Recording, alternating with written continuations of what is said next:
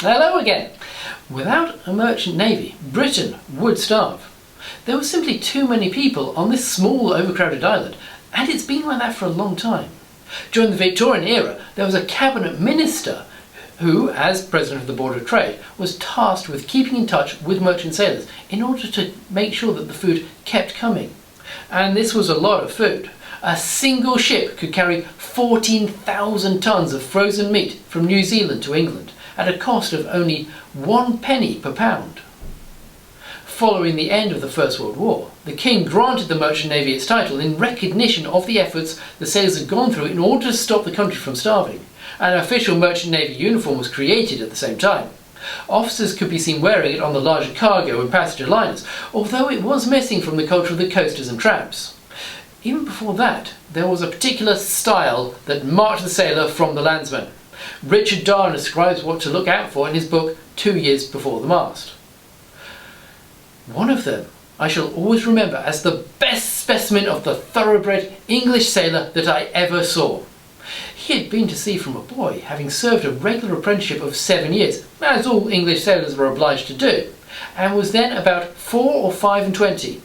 He was tall, but you only perceived it when he was standing beside of others, for the great breadth of his shoulders and chest made it appear like he was little above middle height. His chest was deep as it was wide, and his arms that of Hercules, his hand the fist of a tar, every hair a rope yarn. With this he had one of the pleasantest smiles I ever saw. His cheeks were of handsome brown, his teeth brilliantly white, his hair of raven black, which waved in loose curls over his head, and a fine open forehead. His eyes might have been sold to a duchess at the price of diamonds for their brilliancy. As for their colour, they were the Irishman's pig, which would not stay to be counted. Every change of position and light seemed to give them a new hue, but their prevailing colour was black, or nearly so. Take him with his well-varnished black tarpaulin stuck on the back of his head, his long locks coming down into his eyes, his white duck trousers and shirt, his blue jacket and black kerchief tied loosely round his neck. There was a belief in the 19th century that in order to create this ideal physique, it was best to start preparing sailors for the rigours of a life at sea when they were as young as possible. To do this, there were a number of training ships created. Some were charitable organisations seeking to help the deserving poor, such as the Warspite on the Thames. Others were what were called industrial training ships, such as the Clio. Then there were the reformatories. These had been created with the idea of diverting young criminals into a career that was both good for them and for society as a whole. There were 3 reformatory ships, Akbar and Clarence on the Mersey and the Cornwall on the Thames. Together with the 9 industrial training ships, they turned out around 2,860 new sailors annually, most of whom would have gone into the mercantile marine, as the Royal Navy was getting increasingly picky about the kind of boys that it recruited as the Victorian era progressed. There was a lad called Arthur Byron, who had been committed to the industrial training ship Clio for not going to school. He'd settled down on board and showed all the qualities that could have made a very good sailor. So, after being released, he joined the Royal Navy. Initially, they accepted him. They took him on board one of their own training ships only to throw him out when it was discovered that he'd been charged with a couple of cases of petty theft whilst he was a child. So, if he wanted a career at sea, he was going to have to make it with the merchant rather than the Royal Navy. The merchant service is always looking for new recruits. The mercantile marine is a chaotic jumble of private companies with an equally chaotic mess of organisations that try to help people into it. So if you wanted to join a merchant ship, some individual lines might have a medical examination, but this was as much to protect the ship owners as the person in question. As far as the government was concerned, Siamese twins could sign indentures as an apprentice so long as they weren't colour-blind or stone-deaf. Most vessels over 100 tonnes carried some apprentices. These were lads who were indentured at about 14 and would have to serve for 4 years. Some of these apprentices would go on to take their examinations and become officers. Others signed on as a deck boy, with the aim of becoming a sailor and then perhaps the boatswain. In both cases, they were indentured to the shipping company and could be put on any ship in that line, where they would learn the ropes, literally. Most merchant vessels of the Victorian era were still sailing ships, with the sails would be hauled using muscle power, accompanied by the shantyman. Yes, they really did sing sea shanties.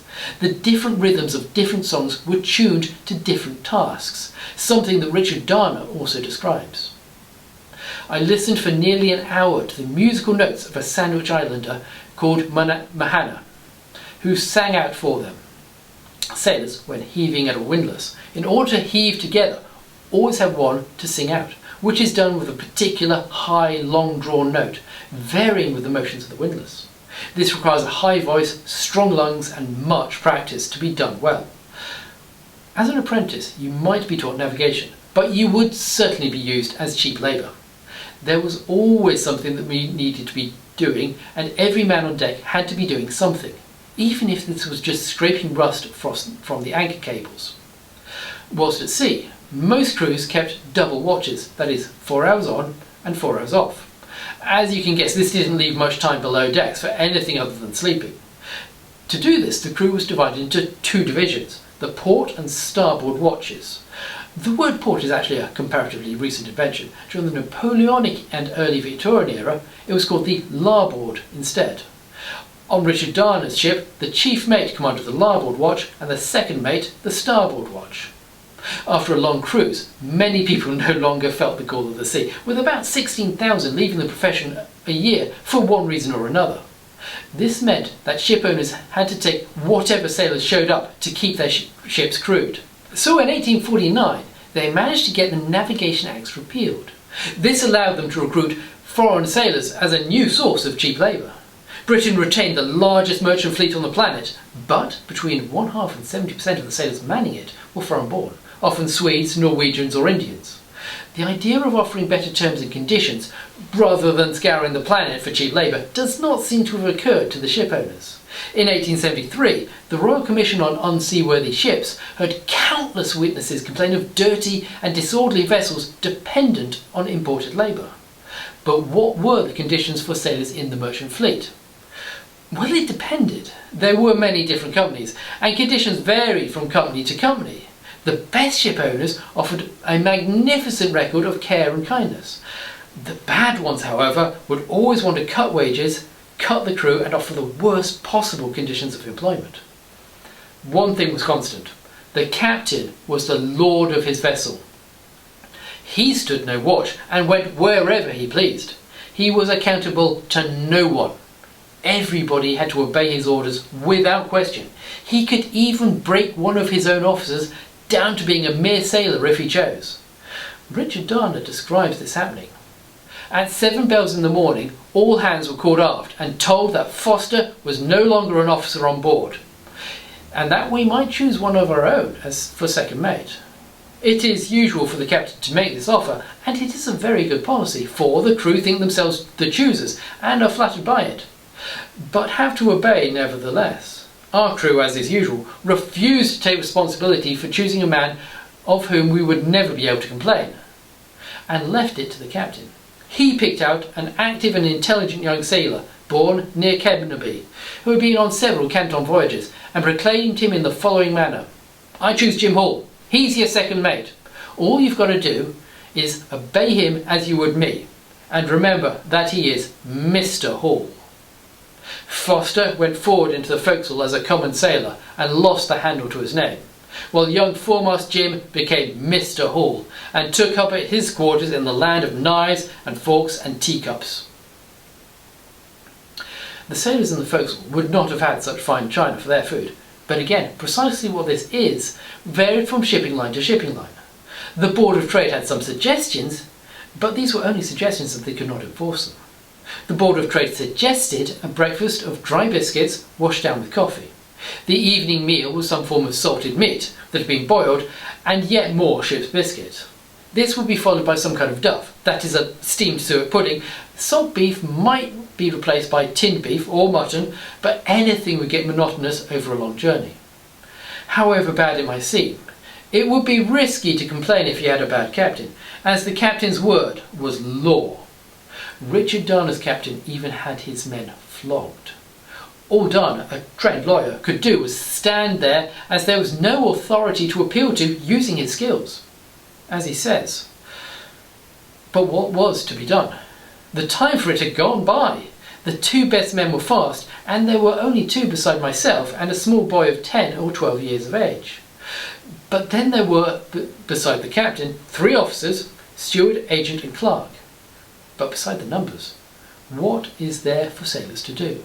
If they resist, it is mutiny, and if they succeed and take the vessel, it is piracy.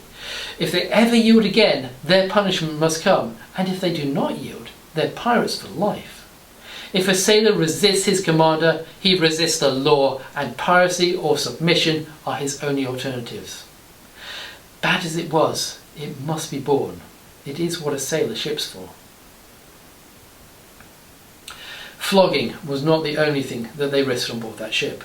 There was also the ever-present risk of death, and Dana did lose one of his messmates over the side. His name was George Barmer. He's described as a young English sailor. The officers praised him as an active and willing seaman. The crew called him a hearty fellow and a good shipmate. He had gone aloft to fit a strap around the mainmast when he fell.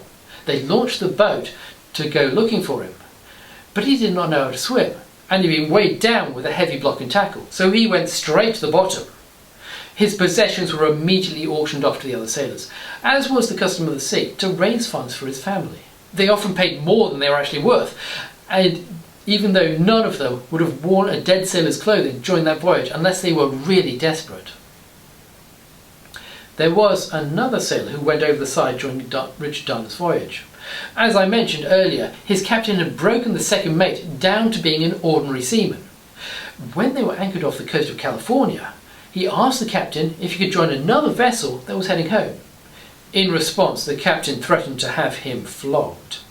This wasn't an idle threat, so he quietly packed his stuff and rowed ashore that night. The captain offered a bounty of $20 for his return, but with some help from another ship's crew, he was able to hide until Dana's ship had left. Desertion from merchant vessels was not uncommon. The United States was by far the preferred final port of call. Australia too had its attractions, especially when gold was discovered. Even mates and masters might quit their ships in the hope of striking it rich, with many ships returning, crewed by former convicts. Refusing to join a ship was a serious offence. It could even be called mutiny. There was a case in 1847 where an entire ship's crew refused the order to weigh anchor because they thought their ship was not seaworthy. They were sentenced to 30 days in prison with hard labour, but they still thanked the magistrate because they thought it was a better fate than the one that awaited them at sea. There was a similar case in the 1870 where 6 sailors were brought before the magistrate for refusing to go to sea. They did agree to join their ship once it had been proved that it would not sink, but in the same session a sailor was sentenced to 4 weeks with hard labour when he continued to refuse to join his ship. Not that safety was the only reason a sailor might find himself before the magistrates. A boatswain failed to join his ship in 1871 because he overslept. He spent the next 3 weeks sleeping in a prison cell. The record does not mention whether drink was involved, but drink was always a problem. There was another 1871 case where a sailor left his vessel after putting all of his clothes on board in order to get another glass of rum. By the time that he had finished, the ship was already leaving the basin. He spent the next 4 weeks in prison with hard labour. A sensible sailor could stay in one of the homes that had been set up for them, such as the ones run by Aggie Weston, and avoid this problem. He could place his money in the bank and send some home for his friends and family, and draw a few pounds for himself. If there were none of these available, or he couldn't stand Aggie Weston's dislike of alcohol, he might end up in one of the more disreputable boarding houses. These just wanted to get the poor sailor's wallet open, and they did that with plenty of cheap rum. Prostitutes were common, in both senses of the word, but there were some who offered a very specialist service for sailors far from home. The man handed over all of his money to her, and then she would look after him. They lived together like man and wife, and she made sure that he didn't get ripped off by anybody else. Once the money was gone, he would have to go to sea again, and she would have to find another client. Henry Mayhew interviewed one of these ladies, and she explained how this arrangement worked. "I've been in England nearly 6 years," she said. "When I came over, I could not speak a word of your language, but I associated with my own countrymen. Now I talk the English well as any, and I go with the British sailor. I am here tonight in this house of dancing with a sailor English, and I have known him 2 weeks. His ship is in docks, and he will not sail for 1 month from this time I am now speaking.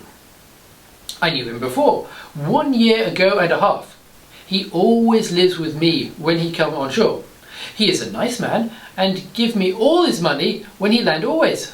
I take all his money while he is with me, and I do not spend it as quick as some of your English women do. If I do not take care, he would spend it all in a week. Sailor boy always spend money like rainwater. He throw it on the street and not care to pick it up again. Leave it for crossing sweeper or errand boy who pass that way. I give him little when he want it. He know me well and have great confidence in me. I am honest, and he feel he can trust me. Suppose he have £24 when he leave his ship. He stay 6 weeks on land. He spend with me 15 or 20, and he give me what left when he leave me. And we amuse ourselves and keep ourselves with rest. But very bad for sailor to keep his money himself. He will fall into bad hands. We will go to a ready-made outfitter or slop seller who will sell him clothes of dreadful dear and ruin him. I know many sailors, 6, 8, 10, oh, more than that. They are my husbands. And I am not married, of course, but they think of me as my wife while they are on shore. I do not care much for any of them. I have a lover of my own. He is a waiter in a lodging and coffee house. Germans keep it. He is German. He comes from Berlin, which is my town also. I is born there. With such services on offer, you can see why sailors rarely strayed far from the docks. They would be found walking from ship to ship with a small box or tin in their pocket containing their papers. While they looked for the next place, they would sling their hammock. Early in the Victorian period, this might be on either a merchant ship or in the Royal Navy. But as the period progressed, the Navy shifted to only recruiting sailors for a continuous service of 10 years. However, a merchant sailor could still enjoy naval training by joining one of the naval reserves, which I'll be talking about next time.